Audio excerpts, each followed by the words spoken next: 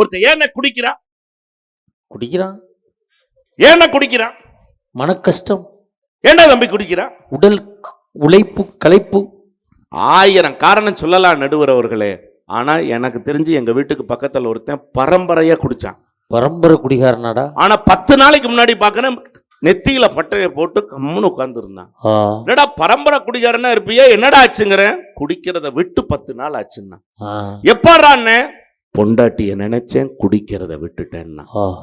எல்லாம் பொண்டாட்டிய நினைச்சுதான்டா குடிக்கிறேங்கிறான். நீ ஏண்டான்னு குடிச்சா எல்லாமே 2 தெரியுதுங்க. வீதியை பார்க்குறேன், வீதி 2 தெரியுது. வீட்டை பார்க்குறேன், வீடு 2 தெரியுது. பொண்டாட்டியை பார்க்குறேன், ஏற்கனவே 2 உருவம் இப்போ 4 உருவமா தெரிகிறா. எங்க சேர்த்தடிச்சா செத்துருவோமோங்கிற பயத்தில் அன்னைக்கே விட்டேன்னா. நீ பரவாயில்ல. இன்னைக்கு சாயந்தரம் நான் ஒருத்தன்ட்ட மாட்டினானே. நீங்களா? அவன மாதிரி உங்களுக்கா? நிலைமை மோசமாயி. என்னன்னாச்சு சொல்லுங்க. திருப்பூர் புது பஸ் ஸ்டாண்ட்ல புளியம்பட்டி பஸ் ஏறி 3 பேர் சீட்ல 3 சீட்டு முன்னாடி சன்னல் ஓரமா போய் உட்கார்ந்தேன். சரிண்ணே. பஸ் ஸ்டாண்டை விட்டு தான் வெளியில வந்துச்சு. ஒருத்தன் ஒடியாந்தி என் பக்கத்துல உட்கார்ந்தான். சரி. பட்டையெல்லாம் போட்டிருந்தான்.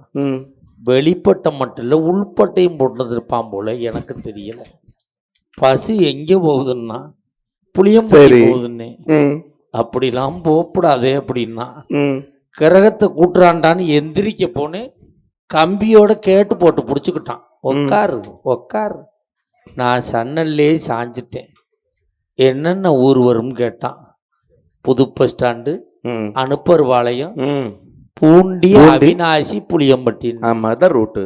அப்படிலாம் வரக்கூடாதுன்னா நம்ம எந்திரிக்க போனோம்னா வாந்தி எடுக்கிற மாதிரியே வர்றான். எடுத்தும் தொலைய மாட்டுறான். உப்புங்கிறான், உக்காந்துக்கிறான். நான் சன்னல்லே சாஞ்சிட்டேன். அண்ணே அப்படின்னா, தம்பி அப்படின்னு. ஏன்னா அவன் பேசலை, பகவான் பேசுகிறான். அவினாசி ரொம்ப நாளாக அந்த இடத்துல இருக்கு. அவினாசியை தூக்கி அனுப்பர்பாளையத்தில் வைக்கணும். சரி. அனுப்பர்பாளையத்தை தூக்கி புளியம்பட்டியில் வைக்கணும். என்ன சொல்கிறாயின்னு கேட்டான். முடியாதுன்னா வாந்தியை வாயில் விட்டுருவான். அப்படியே செய்வோம்னே அப்படின்னே. நாங்கள் பேசினதை பின்னாடி 2 பேர் கேட்டுக்கிட்டு இருந்திருக்கானுவோ. சரிண்ணா. அதில் ஒருத்தன் சொன்னால் முன்னாடி பாடுறா 2 குடியார பயில்கள் என்னம்மா பேசிக்கிட்டு இருக்காங்கன்னா. குடிச்சது அவன் மாட்டினதன்னா. இன்னொருத்தன் சொன்னால் இவன் கொஞ்சமாக தான் ஏற்றிருப்பான் போல இருக்கு. அந்த மூக்கு நீளமாக இருக்கவன் தாண்டா ஃபுல்லாக ஏற்றிருப்பான் போல இருக்கு. இவன் சொல்கிறதுக்கெல்லாம் ஆமாம் போடுறான்னா.